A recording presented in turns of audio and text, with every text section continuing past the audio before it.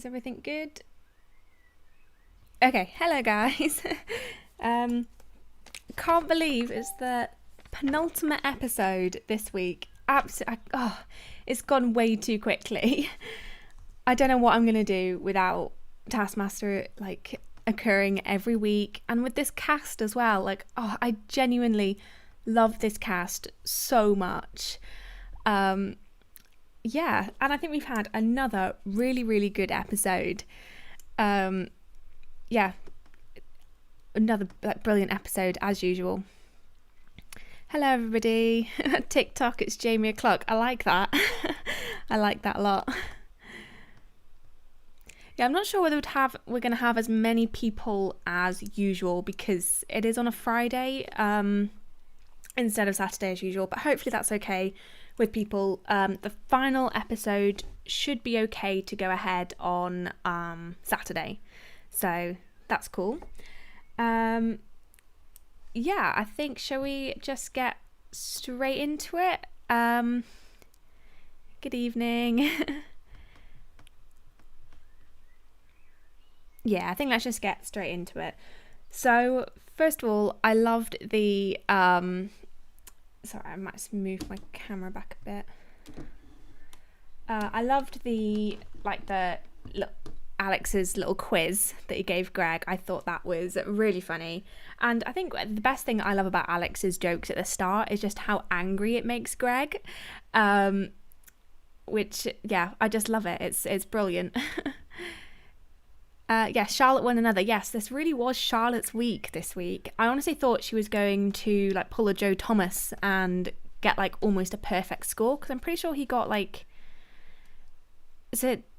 25 is the maximum points, and he got 24 out of 25. So I honestly thought she was gonna do that until the studio task. Yeah, which we'll talk about. We'll talk about later. But yeah, I'm so glad Charlotte won another one. She was really she was insanely good this episode. Hello. There we go. Right, we're getting a few more people in now, which is good.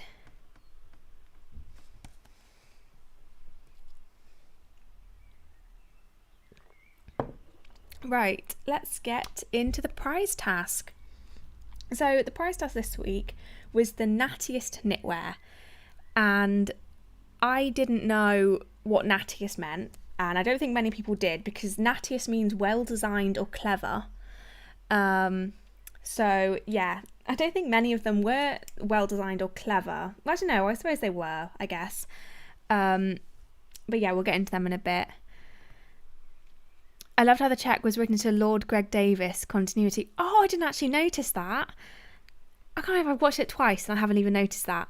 Yeah, that is cool. I like that. I'm surprised they haven't brought up the Lord Greg Davies more often than they have. I think they could bring that up a lot more. Yeah, 24 out of 25. Yeah, she was she didn't mess up that first throw. She would have been really close to getting an almost perfect score. Yeah. I'm happy Charlotte won, but I really want Mike to win another episode. Yes, because he's only won one episode, which is insane because he's in second place at the moment, and he's been consistently really good. I'm always rooting for Charlotte, though that doesn't mean I want the others to do badly. Yeah, no, I agree. I'm this season, I'm really rooting for literally everybody, and I think it's very rare that I don't have a favourite, because literally every time I see someone do a task, I think they're my favourite. But genuinely, I cannot decide who I like best in this season. Everybody is so good. Yeah, I thought Natty was cheesy or horrible. Yeah, same. That's what I thought they were. That's what it meant. And that's what everybody seemed to go with. But I googled it before, and yeah, so the first thing that comes up is smart and fashionable, well designed and clever, and then it also means a type of dreadlock among Rastafarians. So I genuinely did not know what that meant. Um, yeah. If I was Greg, I would not shut up about being a lord. Yeah, no, me neither. Like, I would be mentioning it all the time. Yeah. Jay Green says, I thought gnats like the insect. Yeah, no, that's what my first thought went to. A jumper with a pattern of gnats knitted into it. So, yeah, everyone seemed to go with like weird or kind of, I don't know, just insane. So Lee's one was that like horrific jumper thing that covered the entire face and head, which I guess could be described as well designed or clever.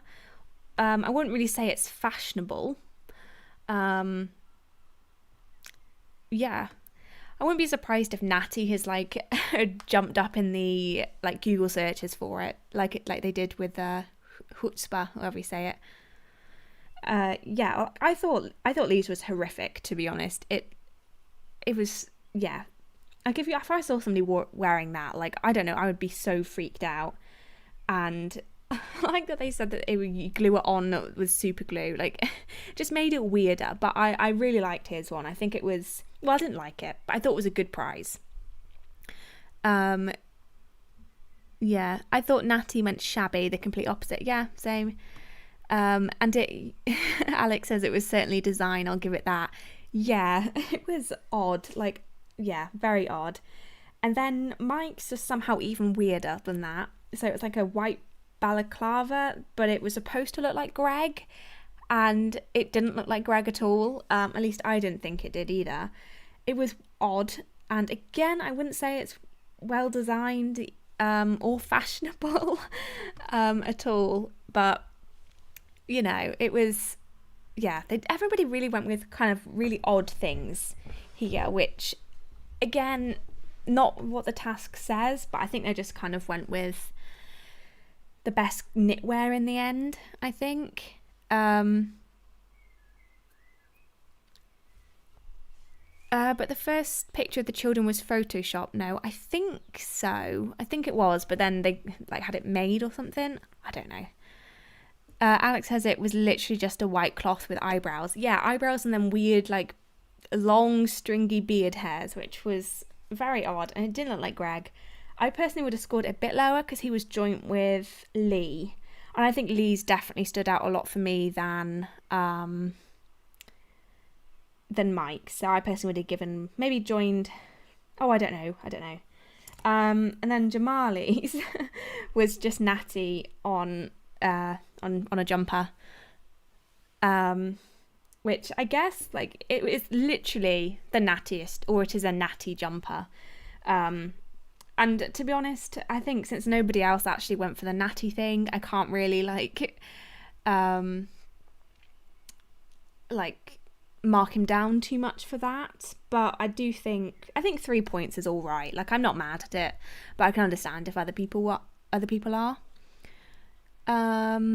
A knitted bow tie, Liam Garrett says. Yeah, that would be cool. That'd be very cool.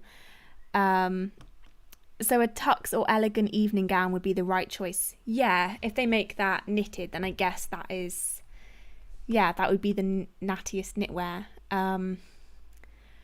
Jamali's was so Route 1 at her. Yeah, it was, yeah, very obvious, but I thought it was quite funny considering how, like, crazy everybody else's was. To be honest, I have kind of struggled to kind of I tried to like rescore it in a way. I really struggled with it. Yeah. Sita says, in that case, Mike already owns the nattiest piece of knitting, his tie. Yes, definitely. Could have just, brought in his tie. Definitely.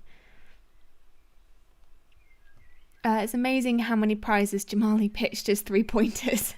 Yeah, and I think he's definitely played that into his favour just by going, I'll just go for the middle points.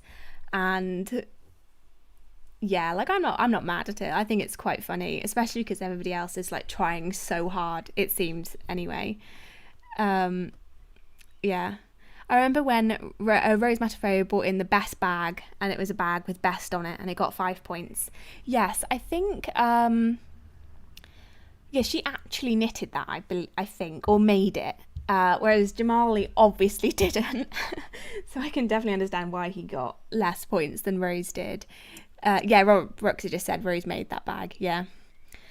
Hello everybody, why is the stream not on Saturday? Because I'm going home tomorrow, so I won't be able to stream. So I thought it'd be best to do it on a Friday, today, rather than skip it or join it with next week's one, because I think the final episode has to be kind of on its own. I felt weird joining it up with this episode. Yeah, so that's why. Yeah. So Sarah's frog jumper, which they described as gross and feral, which I don't know whether I'd quite describe it as that.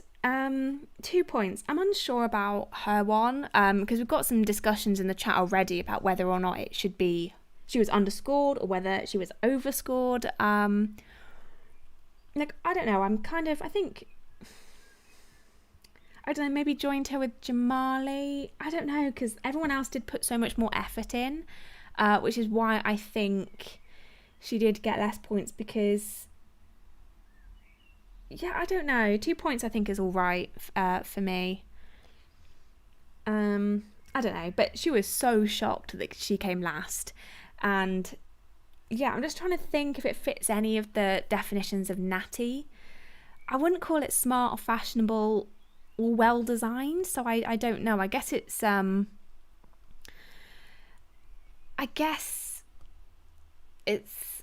more fashionable than anything else. Like those kind of like vintagey, like granny jumpers they call them, are kind of like in trendy now. So yeah. Like Stuart says, for a present that bad, it deserved last place. Yeah, like I don't mind it. Yeah, Sita says I've seen worse jumpers. Yeah, it wasn't the worst jumper ever, but as a present it is. I would be quite disappointed if I got that as a present. Yeah, and then Charlotte's I absolutely loved, the Rudolph nose warmer, which I thought was quite funny. And I guess in a way it's well designed. I wouldn't really call it fashionable, but it's quirky. And yeah, and she was so shocked that she got 5 points. Yeah, so I think Lee's and Charlotte's for me, I think, yeah, those two are the top two. And I think 5 and 4 respectively is good. I think 5 points to Charlotte and 4 points to Lee is good. Personally, I would have moved Mike down maybe 1 to 3, because I think Lee's definitely stands out a lot more than Mike's does.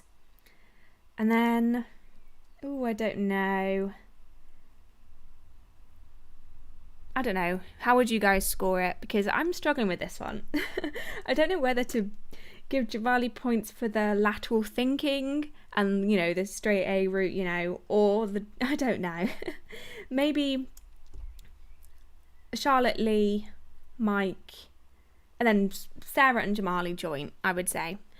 Because, yeah, that's what I would give them, I think. There's not much difference between Sarah and Jamali's jumper, though. Yeah, there isn't much. Like, it is just a jumper with either frogs or the word natty on. So, yeah, that's why I think they should be joined together. Alex says, I couldn't help thinking that Charlotte's looked like a knitted zit. Yes, it definitely did. Yeah, I think it did. I think someone else pointed out it looked like a boil or something, didn't they? And I definitely agree with that. Christian says, I think it should have been a 3-way tie for last. So who would the 3 be? Jamali, Sarah, and who else? I can't think. Mike? Or would you put the nose warmer down?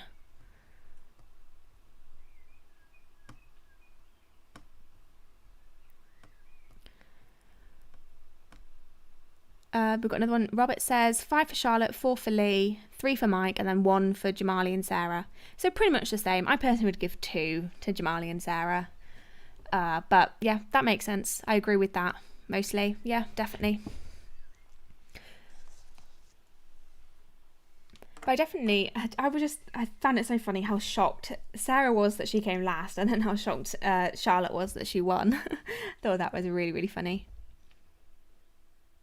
Sarah, Jamali and Mike tied for last. Interesting. Yeah, I'm not mad at that. I think that's fair enough. I think, yeah, it wasn't the best prizes, because I think they've just kind of, yeah, none of them were natty, in my opinion, apart from Jamali's, I guess. Yeah. So, task 1 was make the most impressive and realistic weather for Taskmaster Island. They had 30 minutes to prepare and the weather had to only last 1 minute. And I loved the message in the bottle. I thought that was really cute. And I'm surprised nobody spent ages looking for it, because it did look quite hidden. But yeah, I really liked this task. I do have some, not issues with the scoring, but I think someone was a bit underscored. I'll be interesting to see what you guys think. But yeah.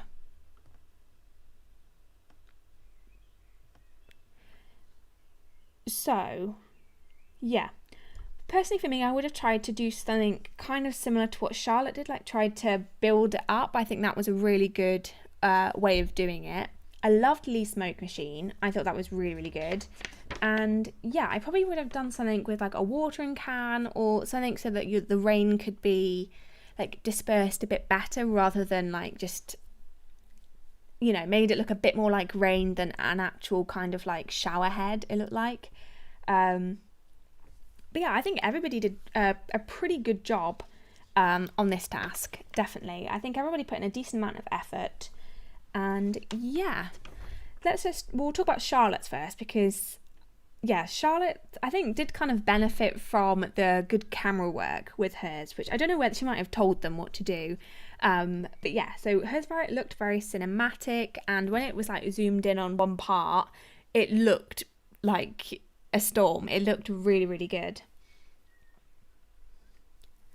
And yeah, so it started off with the crackling, and then a little bit of rain, then lightning, hail, and then wind. So it was a proper movement through a storm, which I thought was really, really good. And yeah, I thought it was great. Robert says Lee's was much more realistic than the rest, just wasn't that interesting. Yeah, I agree with that, definitely. Hello, are we talking about weather? Yes, we are. We are on the first task. Ferdinand says, what was the whole max 1 minute thing? I feel like Lee should have been disqualified for presumably having a lot more than 1 minute worth of smoke. Oh, interesting.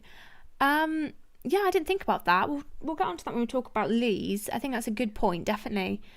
Alex says, in the close-ups it looked like a genuinely dramatic storm. Agreed. In the wide we saw a woman having a breakdown. Yeah. Yeah, definitely. Yeah, a stark contrast there, isn't it? But yeah, I think when they zoomed in very close, it looked really, really good. I was very impressed.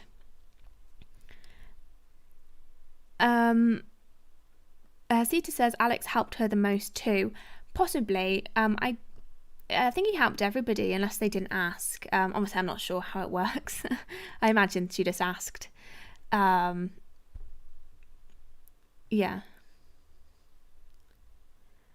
I really love the set of the island task, but then I remembered that the staff probably had to build an identical island 5 times since they were all so destructive. Yeah, maybe they could have, well, Lee's would have survived. So, yeah, I didn't think about that. I can't remember whether it was on the podcast or whether it was somebody just talking. No, I think it was on Reddit actually, that someone was like, oh, I feel bad for the kind of the set builders and the cleaners have to clean up everything after tasks and make it look spotless for the next people coming on and stuff like that, and making so many replicas of the same thing, and it is very intricate, a lot of Taskmaster props and stuff. Yeah, it's impressive. We've got another person saying Lee should have been disqualified. Interesting. So yeah, we'll talk about Lee's. Lee's, again, as a comment said before, was the most realistic. The fog was really good. I really liked it. probably a bit too much smoke he used, but I really did like it. But as the task said, it had to be the most impressive and realistic weather, which is why I think Charlotte won, because hers was very cinematic, which is quite impressive, and realistic in the way that the kind of storm built up. And yeah, I mean, he did start to say that it was Greta Thunberg's nightmare because it was all the smoke from the chimneys, which obviously wasn't the task, but yeah. Mr. Apple says that the must last 1 minute thing isn't really a rule, it's just to keep it a reasonable length for the show. People don't usually get disqualified in creative tasks unless there's a totally flagrant rule break, like Hugh putting stuff on the red. Yeah, I agree with that. I think, yeah, like you said, it is just kind of like a guideline so that they're not there for hours trying to do the weather. But yeah, no, I agree. I don't think Lee should have been disqualified. I mean, he got 1 point in the end, so it's not really worth taking 1 point off him, in my opinion. And yeah.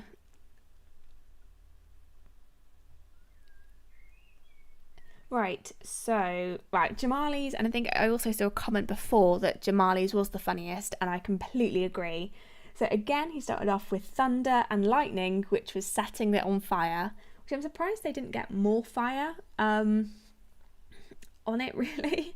Just kind of like the plastic palm tree burning, which, yeah, like the smell of that must have been horrible. He did use some good stuff, like he used leaf blower, like, and then put water in front of it, and then like, so the water went everywhere, and it did go like all over a cameraman. Yeah, all over a cameraman. Did I say cameraman or caravan? I don't know what I said then. And then the hailstorm, which was just chucking a bunch of stones and pebbles and rocks on, which was absolutely hilarious. Like, I was almost crying. But yeah, not very realistic at all. Like, don't normally get hailstones with rocks.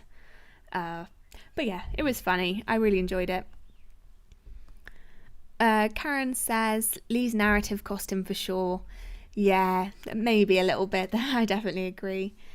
Jamali seems to be going more and more for total destruction. Yes, he does, and I absolutely love it. I think he's brilliant. Like, the whole like stamping in the one episode was just amazing.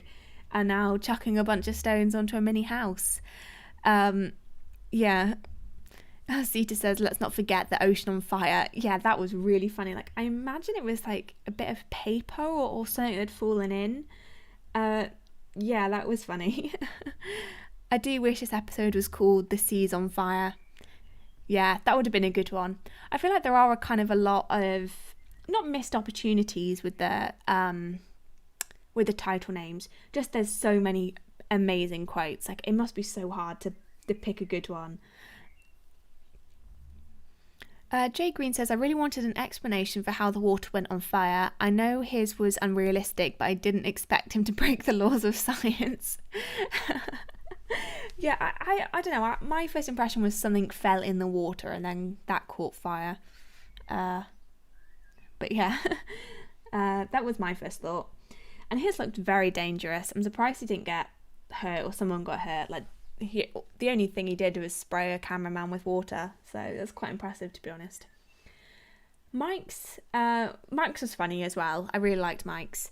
So it started off with him laying a cow down, which he said was cows lie down in storms, but it could be that they stand up in storms. I don't know which way round it is. I'm going to Google it. I imagine they lie down in storms.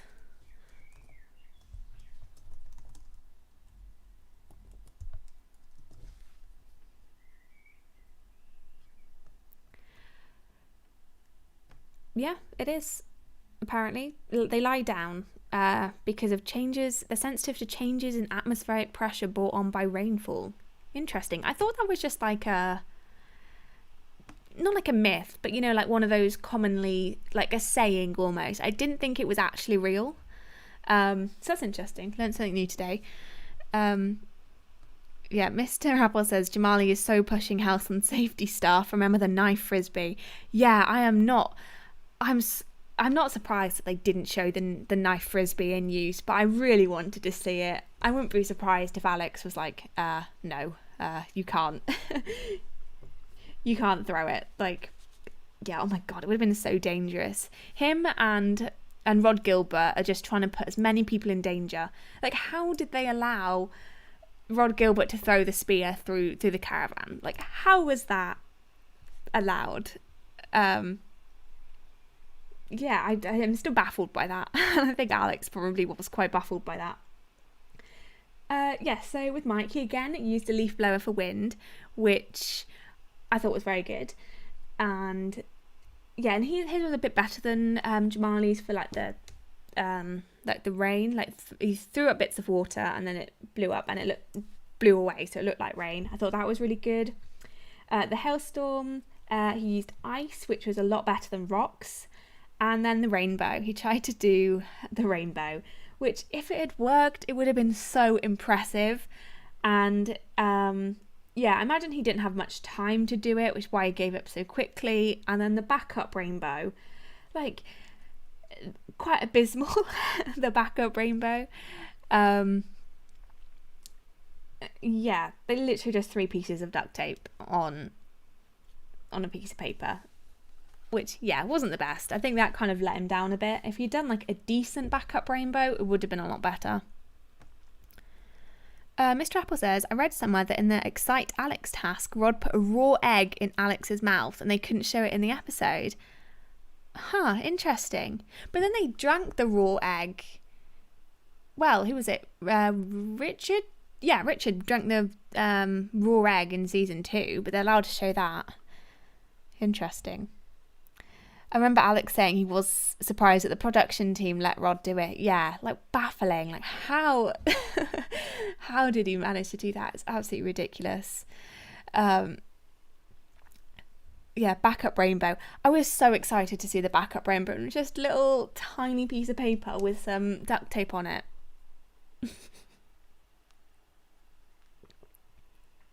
It was a worse rainbow than the ones from the paint a rainbow scene in the dark task. Yeah, it was so bad. Like, genuinely baffling. Like even if we just got, like, some pens and just scribbled a rainbow, it would have been better. Oh, okay. With the egg in his mouth. A whole egg. Okay, yeah. No, I get why they didn't show that. Jesus Christ. Makes sense. That's so interesting. Oh, I kind of wish we saw that, though. I'm surprised. I really want to see, like, all the kind of, like, outtakes and unseen bits from Taskmaster. Like, that would make my day. I'd pay so much to see all the outtakes. Backup rainbow is year 7 science vibes. Year 7 I think is being generous. I'd say, like, primary school level. Yeah. And then Sarah, last up. I really liked her idea for snow, which was using salt and sugar.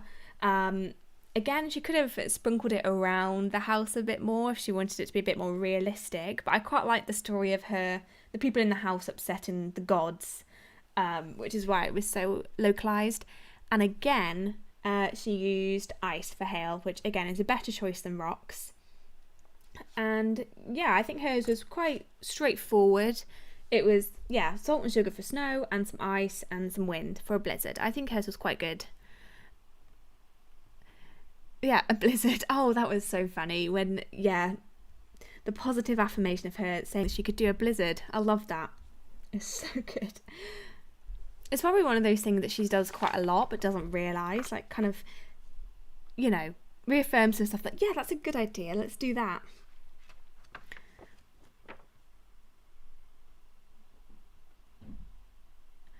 Backup rainbow is more inaccurate than the rainbow song. Yes, I think they sung that in the Draw the Rainbow task. And it's like, I don't know why they made a song about the colours of the rainbow and then did it in the wrong order and included colours that aren't in the rainbow. Very odd.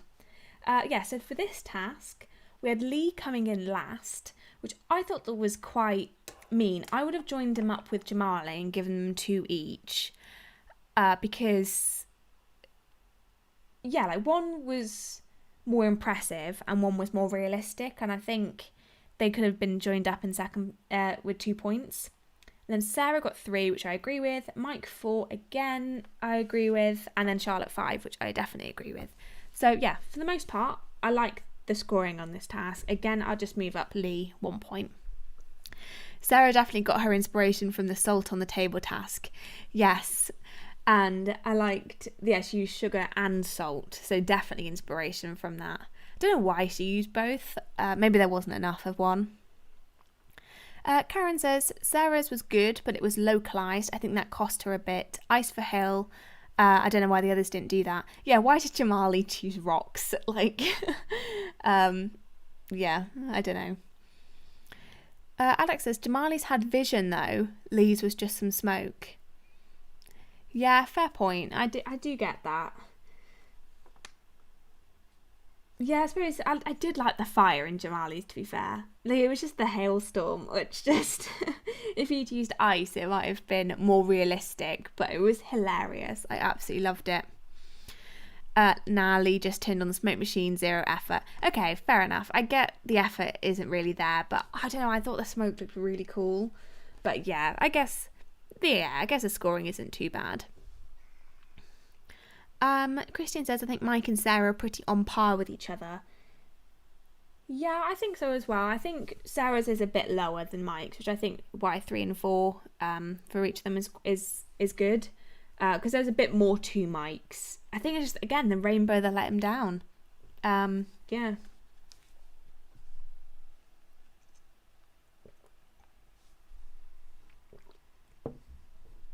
So, task 2, which I think it was a brilliant task 2. And it was one that stressed me out the most, I think. So it was build a tower, then topple the tower so that the yogurt lands on a numbered square. Biggest number wins, and they only get 1 topple and 1 yogurt, 20 minutes to prepare. So first of all, I thought this was going to be like, I don't know why, but I thought if the yogurt landed in 2 and 3, you'd add it up together, biggest overall score wins. But no, that wasn't the task. But yeah, this one stressed me out. Liam says they're just pulling Sarah back to even up the scores. Yeah, I definitely feel on some occasions she has been underscored in the past few episodes. Yeah, I definitely agree with that. Yeah. So, yeah, I love this task. I absolutely loved it. So we had, I don't know who to talk about first. Let's talk about Charlotte first. I think she was the first topple that was shown. And yeah, her tower wasn't the best, but it was the most effective because she did get the most points and she did win. And yeah, I love the builder topple. That was really funny. Mr. Apple says, I watched this episode with some friends, projected on the ceiling, and we were screaming at the ceiling, telling them to build better. Yeah, it stressed me out a lot. I don't know what I would do in that situation with their if I had to build it myself, but oh my god, it stressed me out a lot. Also, it didn't say they couldn't move the circle, and it didn't say you couldn't draw a new square on the ground. Ooh, that is clever. No, I didn't think about that either. That is good. That is really, really good.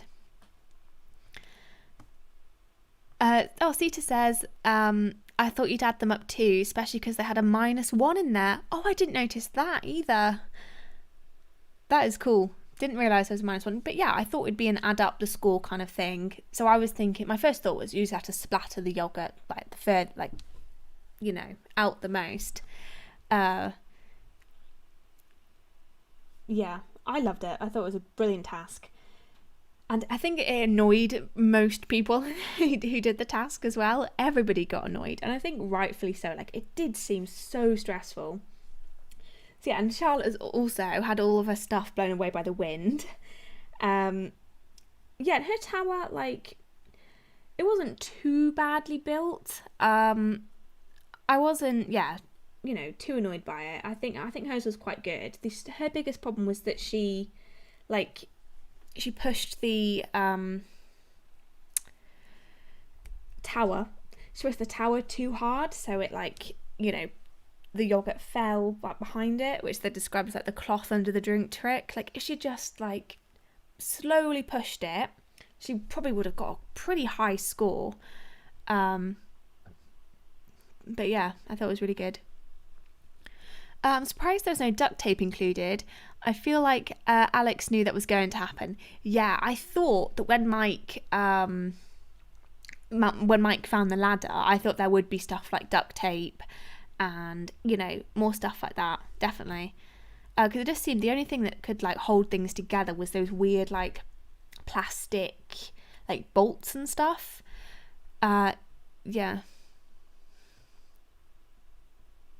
I wonder if you could thin out the yogurt with some water to increase the splash potential. Yet my thought with the yogurt was you could like smother the yogurt on like the top of the thing, so that if the yogurt like kind of flies off, it would still hit with the like the top piece. So I'm not sure whether that would work. Probably wouldn't get much yogurt everywhere, but if you only had to get the tiniest bit, then you got points. Like Sarah had the tiniest bit in 2, was it? Yeah, in 2. No, in 3. No, in 2. In 2. And, you know, that counted. So I feel like if you, just put like a blob of yogurt on the top, then, yeah, that would have helped.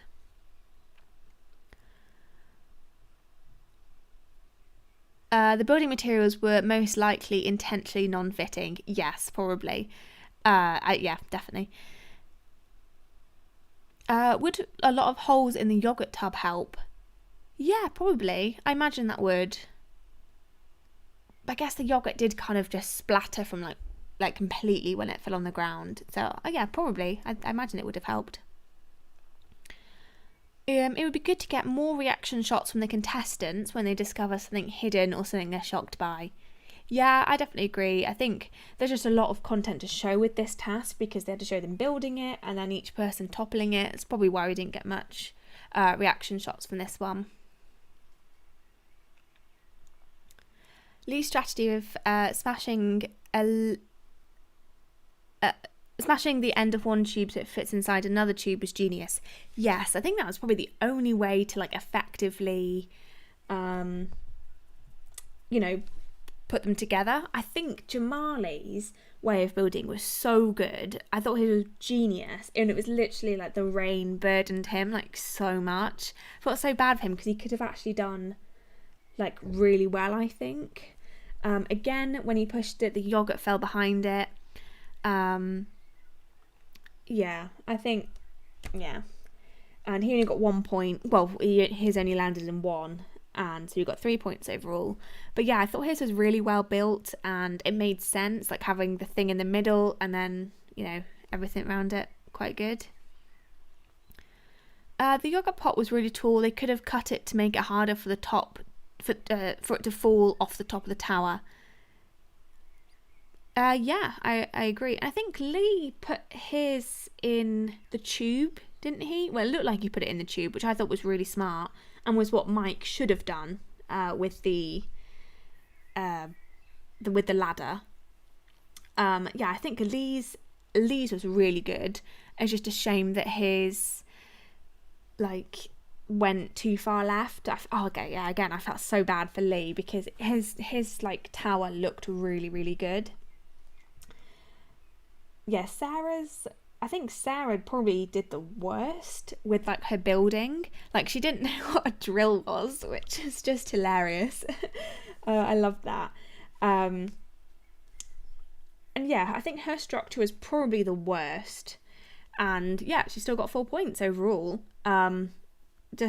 Pretty lucky that it happened to go into 2. Harvey says, I love the stark contrast between Mike's reaction to failing and Lee's reaction. Yeah. Oh, yeah, get to a safe space. Oh, I mean, I don't know how Mike stays so calm with a lot of things because, the yogurt fell right down his back and he just didn't seem fazed at all. Oh, God, it's ridiculous. Sita says Lee just got screwed with the angle. Yeah, he probably would have got a lot of points if it had fallen the right way. Yeah. I was surprised even Charlotte was discontent with Alex. Yeah, everybody got so annoyed by Alex. I imagine this is it is a very frustrating task. And yeah, I probably would have got frustrated just because I wouldn't have known what to do. Like, yeah, very difficult.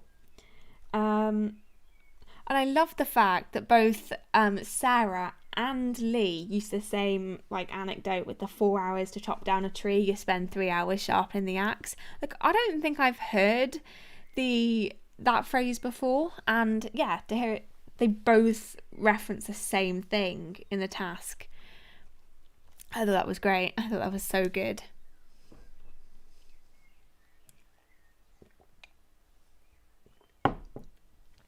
I feel like I'm missing something. Oh, I loved Lee being called an angry northern farmer, because I feel like that's exactly what he is. what he looks like, especially in this task. Mike is the kind of old man I aspire to be one day. Yes, I aspire to be like Mike. Like, he's so calm but insane at the same time, and I think that's amazing. And he's just so polite, and I love it. He's just brilliant.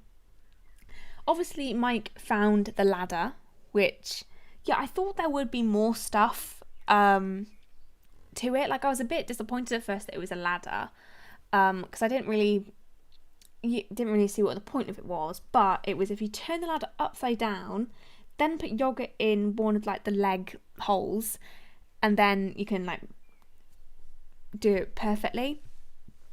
But I thought the ladder, I think I saw someone say before that this is the first time that finding the secret item has been made your performance worse than if you hadn't found it. And he said it made him arrogant and complacent, which I thought it would be better materials and duct tape and screws maybe, or metal poles or something like that would make it better to construct.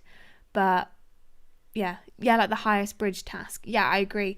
Because, yeah, when they found when they didn't find the materials for the bridge, but they were wood and screws and duct tape and stuff like that. Grayson says, I thought there would be some chalk hidden somewhere. Yes, that's good. And then, as people said before, you can draw a new number on. I didn't think of that at all. That's so clever.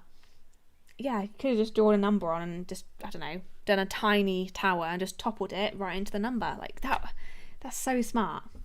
There's times like this where I think I'd be good at Taskmaster, and there's times like this where I'm just nope, you wouldn't have got it at all.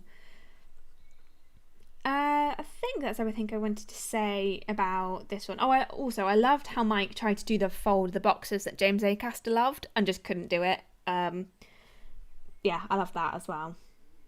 So, both Mike and Lee got 0 points because Lee's just went in the wrong direction and Mike's went backwards. So, yeah, 0 points for those two. 3 points for Jamali, 4 for Sarah, and then 5 for Charlotte. So at this point, Charlotte has got a full 15 points out of 15, which is really impressive. Yeah, it's insane how she's got such a strong performance in this episode and then, coming last overall.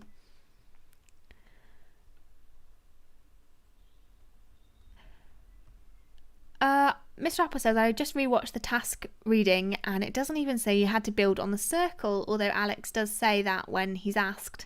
Interesting. Yeah. Yeah, I guess you could have. I mean, someone, I can't remember who it was, but said that you could move. It didn't say you couldn't move the circle, which again I agree with. Northern Stick says, I think they got 1 each, didn't they? Ooh, I don't know. I thought they got 0, but they might have got 1.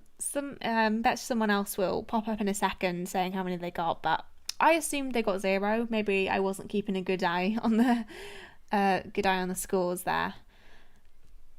Maybe I'm getting confused if they got 0 numbers,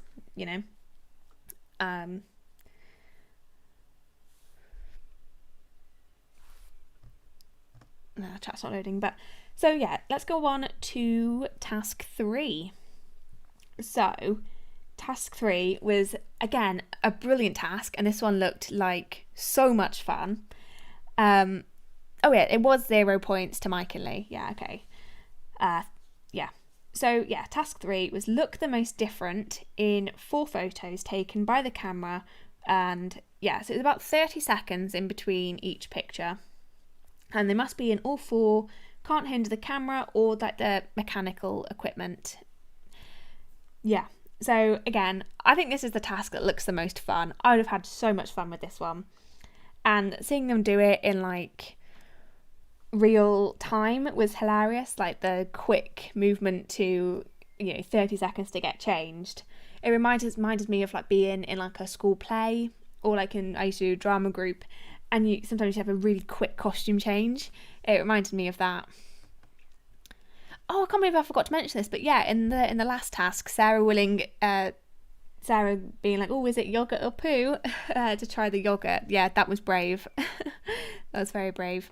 But yes, the camera challenge, I loved it. I thought it was so good. Like, it was hilarious. It had people like, testing their, quick changes. I think, yeah, they've done a lot of kind of quick change tasks, and I absolutely love them. I think it's great.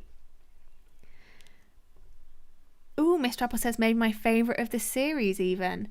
I'm tempted to say it is as well. Like, it was so funny and yeah, so cool. It was funny how Sarah and Mike both went for a skull in their final pick. Yes, it was interesting. I think, yeah, one was Sarah was a ghost, and Mike was a man who had a skull for a head. No flesh on his head. This task is like my ideal task for what I'd want to do. Yes. Oh God, I would just want to do this anyway. Just set up a camera that spins around, and yeah, I thought it was genius. I thought it was so good. Alex Stewart says Mike and Lee were so undermarked. Yes. Well, Mike got 5 points, didn't he? Unless I've written that down wrong. But yeah, I think Lee was definitely undermarked. I thought his was absolutely hilarious. Yeah. Ms. Trapper says, I had the idea of dressing up as your 4 fellow competitors. That is good. Yes, that would have been really, really good. My first thought was, I don't know why, but my first thought was like, being like, doing the stages of age, like being a baby in the first one, and then, I don't know, like like a child or something in the second one, and then adult in the third, and then like either old or like a ghost kind of thing in the last one. I don't know why that was my first thought, because I don't think you'd look too different in each one. But yeah, that was my first thought. Yeah. Robert Brooks says, wish we could have seen a little more of each one preparing for the task. Yes. Yeah, I think the kind of reveal of seeing them actually do it in real time was really funny, and they probably wouldn't have had much time. But yes, I think it would have been really cool to see their thought process of it all, like what was going through their heads, especially like Mike's. Like his was insane, and Lee's actually. His was insane as well. So, yeah, let's start with Lee's, because Lee's was the first one that was shown. Seeing him do it in real time, I think was the funniest. Probably on par with Mike. Just the girl on the cow at the end was absolutely hilarious. Like, it was so good. I absolutely loved it. So his first one was like a strong man, and then the second one was a man with melon breasts and lobster penis, and then a superhero, and then a girl on a cow, which, yeah, I thought was so good, so funny. And yeah, I think the reason he got 3 points and was kind of in the middle, which I don't really agree with, but I think because there was a lot more kind of costumes for Mike and for Charlotte. Like they had quite distinct costumes with theirs, whereas his were a bit, apart from the girl on the cow one, like a bit I don't know what I was gonna say, tamer, but it wasn't tame, but like less like complete costumes, if that makes sense. Like with Mike and Charlotte and Sarah to an extent. Like, they were like completely different, you know. I think the genius was in creating different characters for each picture. Yes, yeah. I think Lee's was really, really good. I think the girl on the cow was brilliant. Lady Cow Diver. Yes, I love that. I just thought the end picture of Lee clambering onto a cow was just brilliant. It was just brilliant. Ooh, okay, so you think Mike, Mr. Apple thinks Mike 5 points, and then Lee and Sarah 4 points. Christian says, I think Charlotte should have won. Yeah, I don't know. I was kind of torn by this one. I think this one is really, really hard to judge. I mean, Jamali's, I think, is pretty obvious where he should be. So his first one was a builder, and then second one was a rich man / banker. And then third one was a white man who was playing golf. And then the last one was him without his glasses, which I really liked his last one because I think I look so different without my glasses. So I think that's kind of funny. But he got 2 points for that. But I don't know, maybe should have gone down to 1 point, I think, just because of how little effort he put in compared to everybody else. I think he probably should have got 1 point for that. Yeah, 1 point for that. Mike's was a cat behind a wall, which was brilliant. I thought the meowing throughout the whole task was hilarious. Then it was the noble Caesar, then a spaceman from the future, and then a man with a skull for his head, which, yeah, his was quite good as well. Caesar says, justice for Cowgirl Lee. Yes, I agree. Mr. Apple says, Jamali's was so much worse. The contrast between Jamali and Lee was so funny. Alex saying Jamali's was a world apart from the others. Yeah, this is why I was so surprised that he got 2 points, and I think everybody else was as well.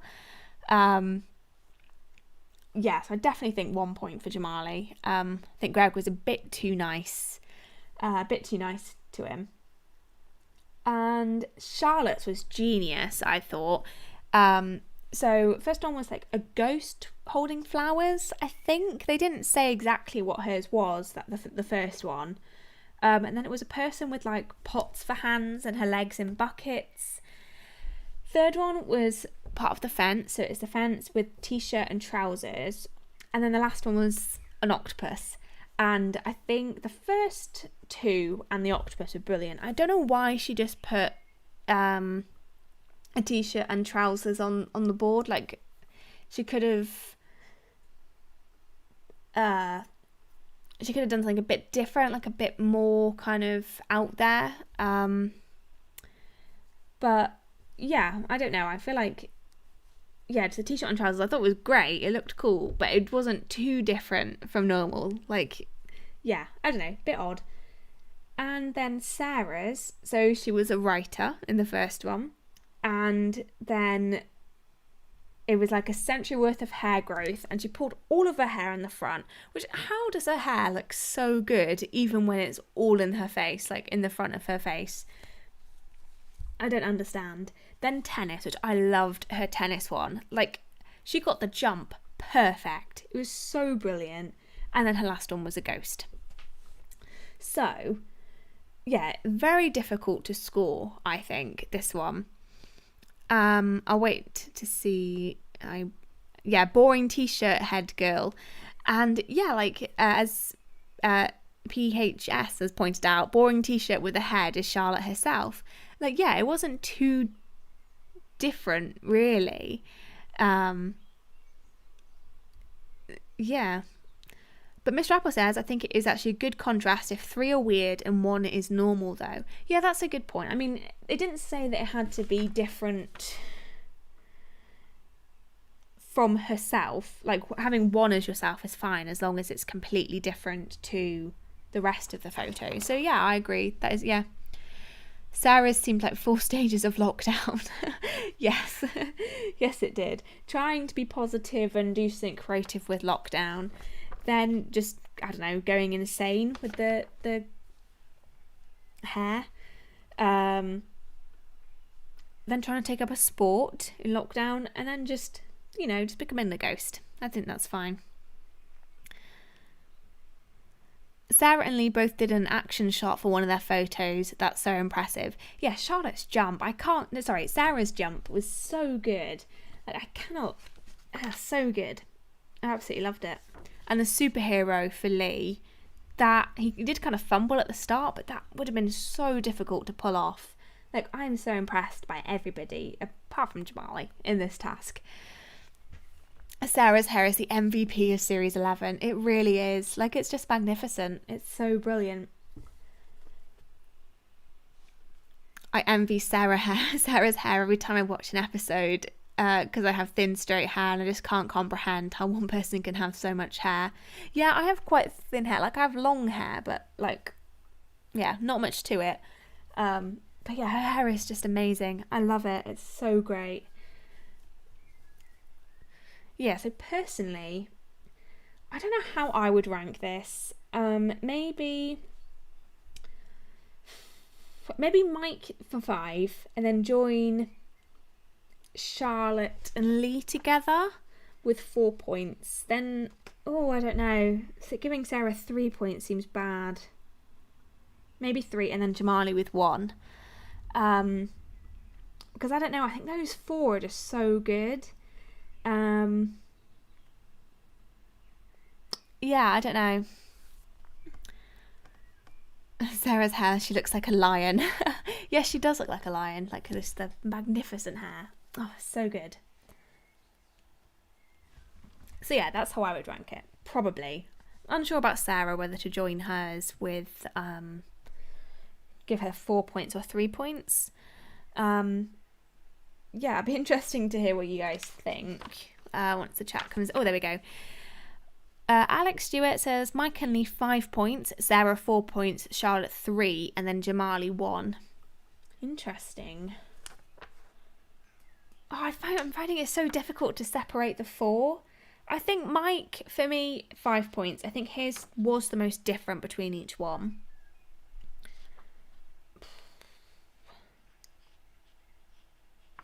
I don't know. Karen agrees with that ranking. Yeah, I don't know. I find it so difficult. I really liked Sarah's first writer picture as well. Yes, I think probably, I would say Sarah probably had the best pictures. Yeah, they didn't look as different to each other as Mike's did or Charlotte's did, I would say. But yeah, I don't know. Right, on to the last task. So at this point, Charlotte has 24 out of 20. No, 20. Wait, let me get my maths right. 19 out of 20 points. And yeah, she's storming ahead at this point.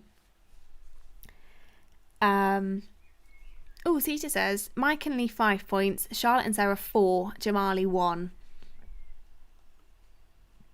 Yeah, I think I agree with that, actually. I think that is probably the closest.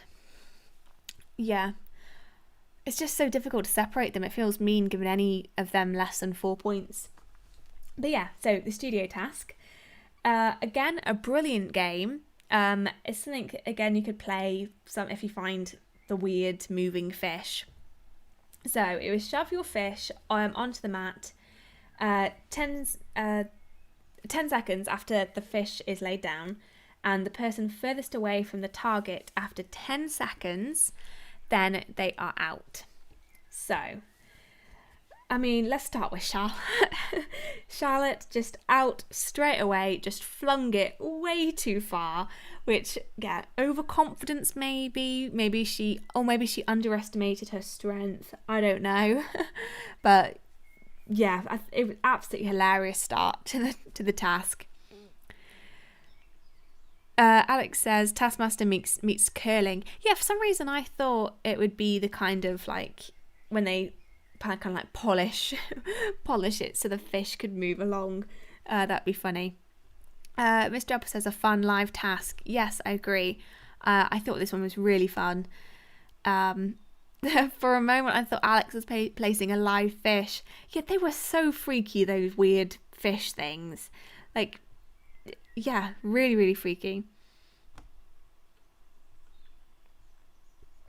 Like, where do you even find things like that? Like, live, like, yeah, weird fish. Very weird. Jay Green says, admittedly, I immediately went to buy one of those fish after the episode because I found them way too entertaining. Turns out they're cat toys, so perhaps I can let my cat share it. Okay, cat toys make sense, definitely. Yeah, I was thinking, like, what use could you have for one of those fish? Unless it's like, if it wasn't a cat toy, my first thought was like, if you wanted like some fake fish or something, like fish to like swim around in a pool or something. Because when I was younger, we had these like tiny little like plastic fish that you could like put in water and it would like swim around. Yeah. Sita says, reminded me of a season 7 live task. Didn't they have a similar one? That was fun too. Yes, they definitely had something we had to there was like different fruits and you had to like throw it on or something. I can't quite remember exactly, but I think it is something. It was something to do with like you get a fruit or something and throw it along. I don't know, that might be completely wrong. But yeah, I thought it was really, really, really, really good task, this one. Alex says, can we also appreciate the stage being called the Nappet? Yes, the Nappet stage. I love that. Like, isn't there like a little the plaque thing that's saying it was the Nappet stage, which I think is brilliant. Like, that moment is probably one of the best moments of of the show. Like, it was just so brilliant. The lead up to it was great, and yeah. The task I was saying with the fruit or something was the eggs. Yes, thank you. And that was from series 9. And there was one in series 6 where they threw the eggs at a target and Russell messed his first one up massively. It does always seem that the person who goes first gets screwed over a bit. Like, it's always been kind of the first one to do it just messes it up and everybody just knows not to do what the first person did. So, yeah, both Charlotte and Lee were out at the first time because Lee's, when he flicked the fish, it just didn't really go anywhere. It was brilliant. And Mike's, again, he was really good. Jamali and Sarah all got through to the second round.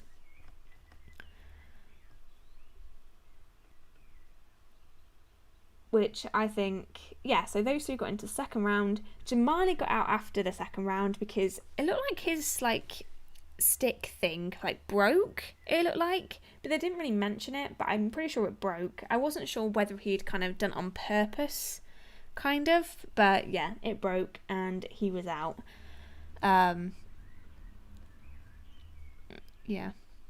In general, I love how there are pictures and stuff around from previous series and contestants.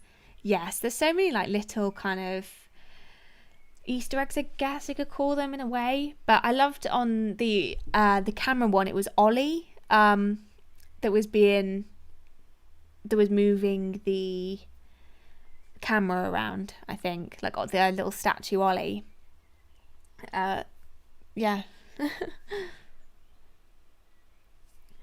So yeah, and then the final task, the final round was so intense. So Mike went first and his was, pretty good. It was pretty close to the target. Again, very impressive. I don't know how, he just seems to be really good at just like all these sorts of tasks. It's insane. And then Sarah, she got hers in front of Mike, so would have won, but then the fish fell off after 5 seconds, which is so unfortunate. So unfortunate, but yeah, she still gets 4 points. And yeah, so we got 5 points for Mike, 4 to Sarah, 3 for Jamali, and then 1 for Charlotte and Lee. And yeah, again, can't complain about the scoring. I think it scored very fairly. Mr. Robert says, wait, Ollie was that? I'm pretty sure he was the thing underneath the camera. I'm pretty sure. Yeah, I might be if I'm making that up, I'm so sorry, but I'm pretty sure he was there. Alex says, more drama than Line of Duty. yeah, like this task is so good. I think they've done a really good job with the live tasks. I don't know if it's just kind of the energy of people being together again after lockdown, but like the tasks have been so good for the studio tasks. Like the slap and tong, so good. That was definitely one of my favourite ones.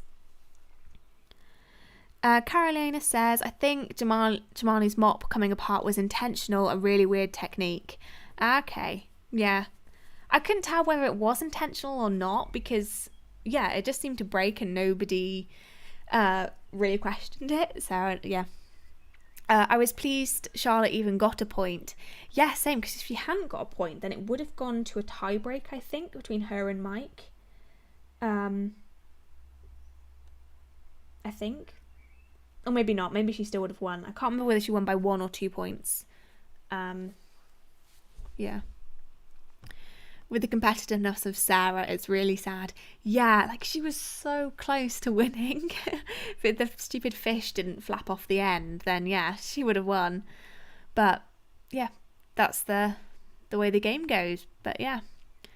So as I said, Charlotte won this episode, which is impressive that she's managed to win 2 episodes and is still like so far behind. But oh, she did win by 2 points, not by 1 point. My mistake. Yes, so she won by 2 points. So even if she hadn't got a point in this task, she still would have won. Yeah. Cool.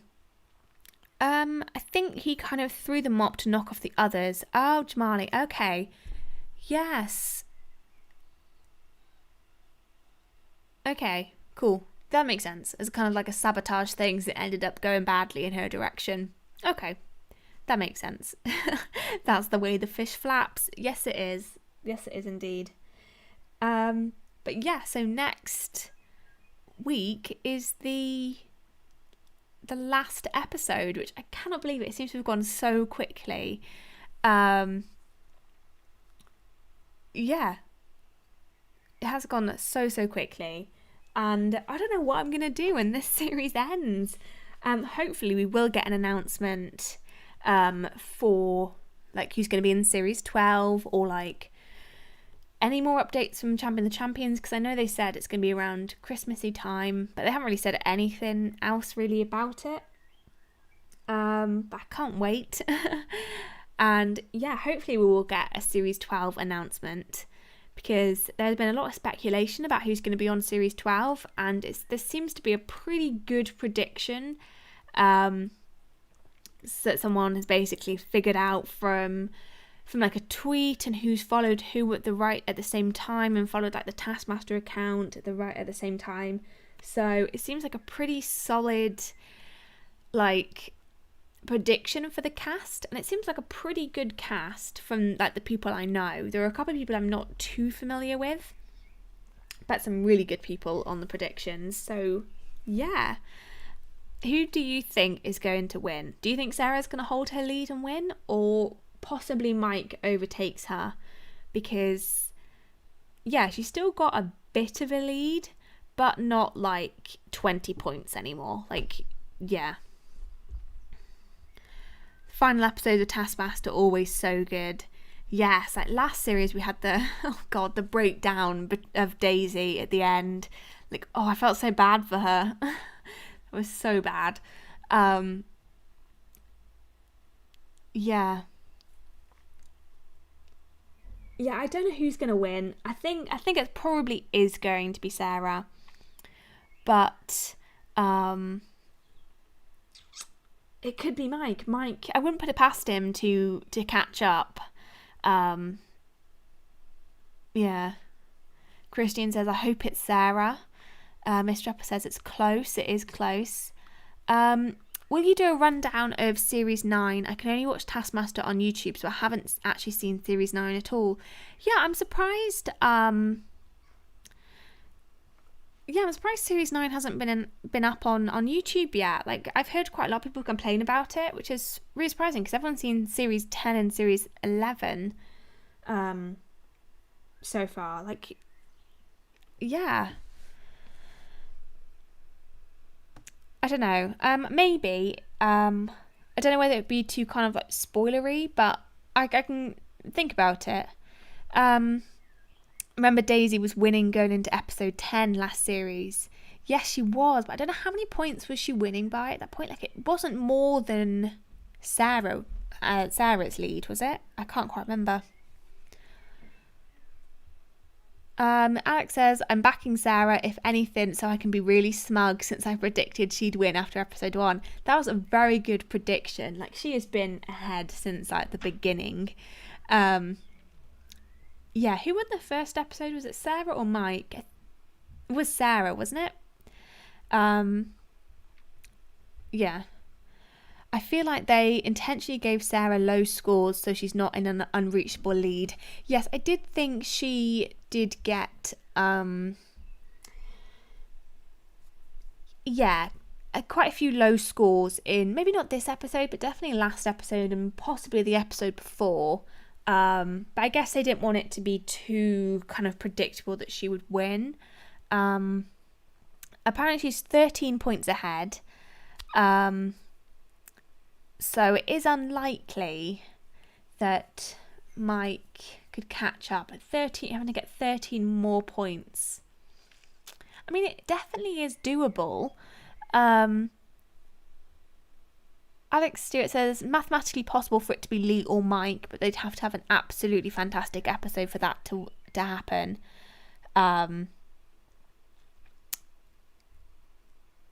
Yeah, and Sarah would have to do really badly. Oof. I didn't realise she was 13 points ahead. I thought it was a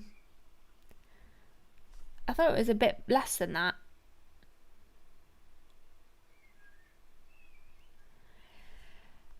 Richard was winning by 2 points, apparently, before... Wait, Richard was winning before Series 9? Right, I'm confusing myself now. Apparently Sarah has 9 more points than mine, which is, that's what I thought. But, so 9 points ahead. 9 points is definitely possible to catch up by. I think Mike could do it. I think it's definitely possible. So Lee's got 100. Okay, Alex said Lee's got 132, Mike 137, and then Sarah 146. Yeah, definitely is possible.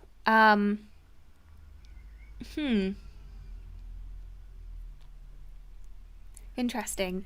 It would be cool. Like, I normally do root for the underdog, which in this case I guess would be Mike, but he doesn't feel like an underdog. To kind of like catch up to Sarah. Karen says it'd be fun to see who's going to finish second. Yes. Because between Mike and Lee is very possible. 5 points between them. Oof. Yeah, so it's definitely between Mike and Sarah with the final. I can't imagine Lee winning. I think those extra 5 points makes it quite hard to beat. But yeah, between Mike and Sarah, like, I don't mind who wins out of Mike and Sarah. I think they've both put in a fantastic effort throughout the whole thing. But yeah, I don't know. We've got quite a few people rooting for Mike. Alex says, more than anything, I want to see Charlotte overtake Jamali. That would be cool, because the whole time they've been saying that, like, all the jokes about Charlotte have been that she's bad at it. I think, especially on the podcast, I think the constant thing that they're saying is that it's everybody's game apart from Charlotte's, which I mean, yes, it's true, but like, you know, it's not like she's been doing bad. Like, I think if she was in another season, she might do a lot better. I don't know. I feel, yeah, it would be cool to see her not come last and kind of prove people wrong almost. I'd love that. That'd be great. Mike wouldn't be sad if he lost. No, I don't think he would. I think he'd be perfectly content. Yeah. Well, apparently there was an admin error in an earlier episode which added points for Sarah. I did hear about, was it with the rat task? Is that the one? I did see something about that where I thought Mike got an extra point, but it might have been Sarah. I might have read it wrong. But apparently, yeah, someone got an extra point. It'd be interesting to see if that, you know, affects anything like overall. It'd be quite bad if it does, if there is an admin error that causes somebody else to win. But yeah, it'd be interesting if it was a tie break as well. I saw somebody mention that before. But yeah. Points matter not. I love them all, especially Jamali has grown on me. Didn't know him before at all. Yeah, I think everybody has put in such an amazing performance in this series.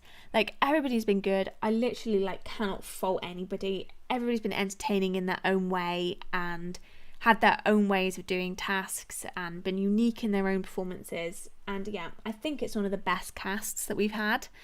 Yeah, I love them all. They're all great. Kristen says if they have one of those infinite points like horse or laminator, she could still win. I mean, if Charlotte somehow manages to pull off a win, I would be incredibly impressed. Like, yeah, it'd be insane. Mike's already had a Taskmaster win. Yes, he has. So, yeah, he won the first ever Taskmaster, which is why I think a lot of people are rooting for him to win, because it's kind of like he's already won once, and, you know, to keep his winning streak going, so that then he could win. He could go and champion the champions and possibly win that. But yeah, it'd be so good.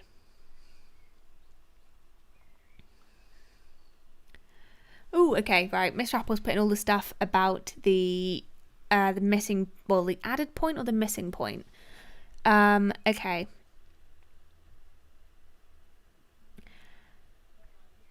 Right. Well, Mike is said to have been awarded 3 points for task 3 and 3 points for task 4. Sarah is said to be awarded 3 points for task 3 and 4 points for task 4, and it's not your fault. But then scoreboard after the 4th task shows Mike having moved up 7 points for the previous 2 tasks and Sarah moving up by 6 points.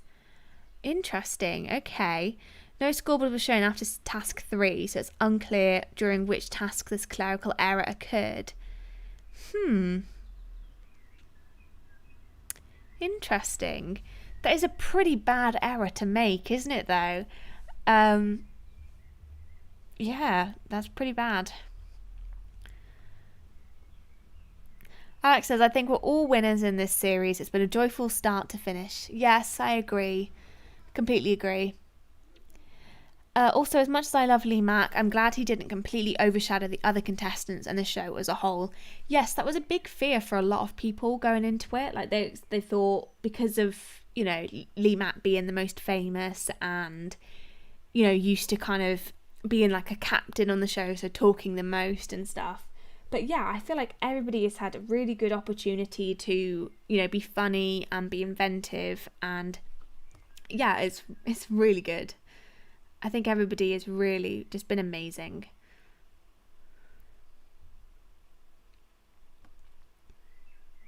Yeah, I really hope we don't have another kind of,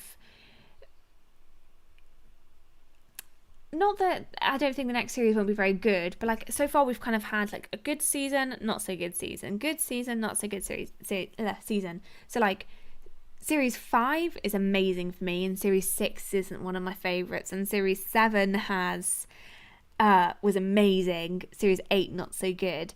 So hopefully Series 12 is as good as this one, but I think this is going to be one of my favourites. I think contestant-wise, it's probably my favourite. But it might be on par with Series 7. I don't think Series 7 it's going to be very difficult for people to beat Series 7, in my opinion. Like, it's the best.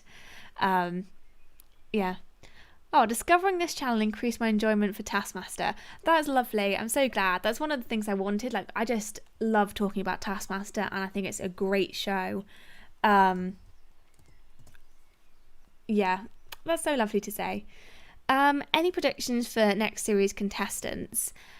Well, there is what I was saying before about somebody predicting them, and it seems quite accurate. I'll see if I can find them, but I don't really know whether people if people don't want to see. It was like, I think Alan Davies was said to be in it, and obviously this is all like speculation and just somebody predicting it. But they said it was, let me just find it. Oh yeah, okay. So Alan Davies, Desiree Birch, Gus Kahn, Morgana Robinson, and Russell Kane is apparently the what somebody has predicted, and it seems kind of accurate. But I don't know. It could be completely different. It's just, yeah, what some people have predicted. And I personally think it'd be a great cast. There's some that I don't really know very well. But I love Alan Davies. Gus Kahn is great. And yeah, if it's going to introduce me to more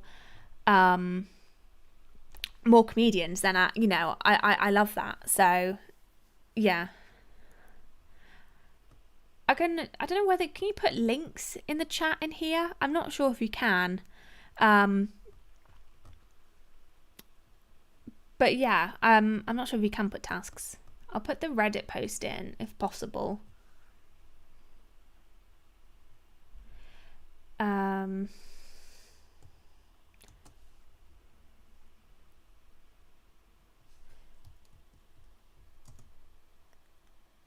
There we go. Okay, so that's what the Reddit post says. But yeah, like, I think Alan Davies would be a brilliant Taskmaster contestant. Like, he is, like, with QI, like, he's not afraid to make himself kind of be the, like, the dumb one or make fun of himself. And I think that he'd be so good on Taskmaster. So I hope this is true. I hope it is true. Obviously, like, I don't know too many of the people. Gus Kahn I know from Borderline, which is like a sitcom that takes place in an airport. It's really good. Strongly recommend. And he's great on that. So yeah, I haven't really heard of other people.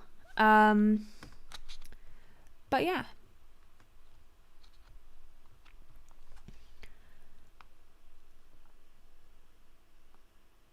Alex says it's a shame there hasn't been more series with more than 2 women, though.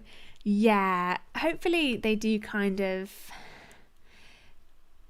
do. I'm just trying to think. Has there been more than 2? No. I think someone pointed out there hasn't been a series where there's been, like, the white men haven't been the majority in the room, and that is including Greg and Alex, but that is quite bad. There's never been a series that white men haven't been the majority, which is ridiculous. Yeah, like, I'm bad for it as well. Like, I think it is just because most of the popular comedians are, the ones that are pushed out are are white men.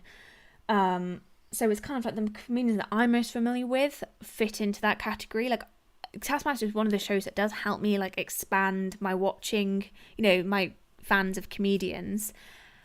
And yeah, like, I really hope we get some more more good ones. Sita says, reminds me of Ash Singh's graph. Yeah, I do like the fact that Taskmaster does make an effort to, not it just be a whole panel of white men. I think that is a good thing, but it's a shame that they have to do it.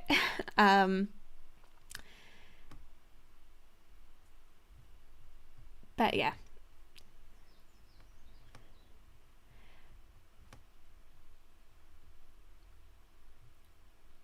Yeah, Series 9 is the only one that's had more than two women.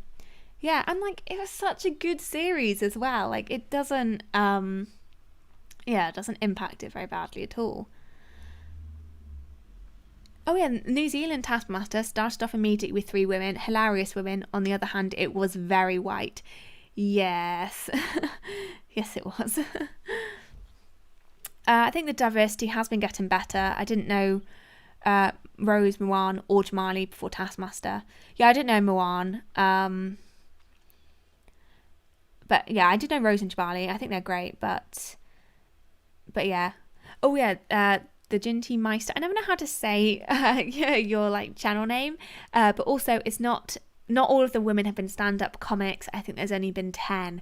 Yeah, like it is a big problem in the industry. I remember people pointing out that on Big Fat Quiz of the Year, like they had 4 stand-up male comedians and then 2 like presenters, female presenters, which it's like, why? Like there are female stand-up comics, like you can put them on TV, it's fine. And it's such a shame, like it's such a bad industry for it. But yeah,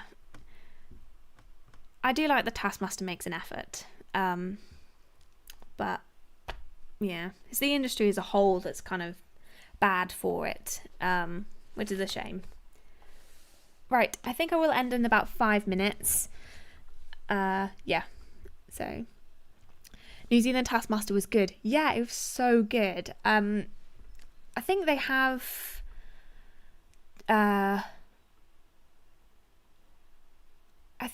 they've definitely commissioned a second season. I don't think anything's been out about it. And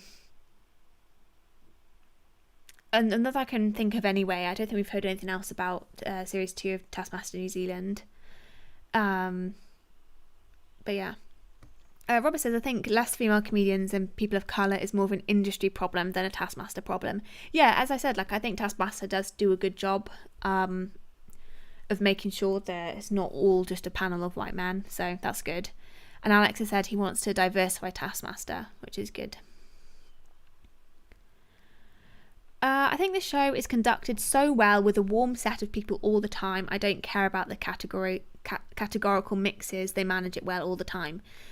Yeah, it literally doesn't impact the show really. It makes it really fun, and I love that. It's great. I think someone pointed out Jonathan Ross was on the Big Fat Quiz more than they've had female comics on. Oof, that is bad. I did not know. Oh my god, that is bad. Like, I love Jonathan Ross, but come on. My dream contestant, which will never happen, is Trevor Noah. Trevor Noah would be good. Yeah, definitely, I'd love that. Taskmaster is an influence on the industry. Like, it could be a really big career boost for, say, Moan. Yes, definitely. Yeah, I agree. I think, yeah, if they do, even though having a kind of diversity quota is kind of bad for like like they shouldn't have to have a quota, but yeah, it does introduce more comedians out there, and I've been introduced to so many great comedians because of it.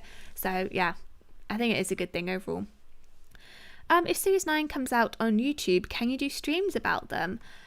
Possibly. It depends when they come out. If people want that, if people would watch it, then I can do that.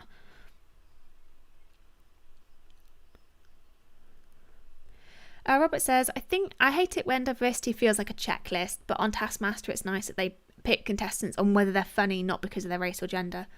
Yes, yeah, I agree. I think, yeah, it does feel bad. It's like, why do we need to have kind of like a checklist to make this happen? But yeah, I've never felt like people are going on there just to fill a quota. Like, everybody has been brilliant. It's been great. For other American comics who couldn't feasibly do it, I'd love to see Maria Bamford. Ooh, I'm going to have to Google her. I don't...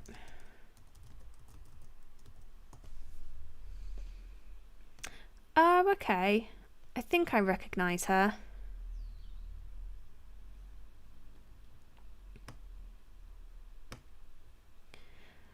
Holly Walsh, yes. I'd love to see Holly Walsh on it. She's great. John Oliver, another great choice. Yeah, great choice there.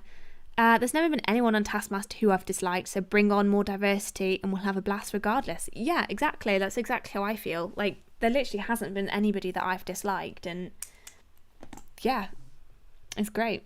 I think Taskmaster is just such a wonderful show that, I mean, it's, as we've seen, it's even worked with non-comedians. Like, it's just the concept of the show makes for an entertaining thing anyway.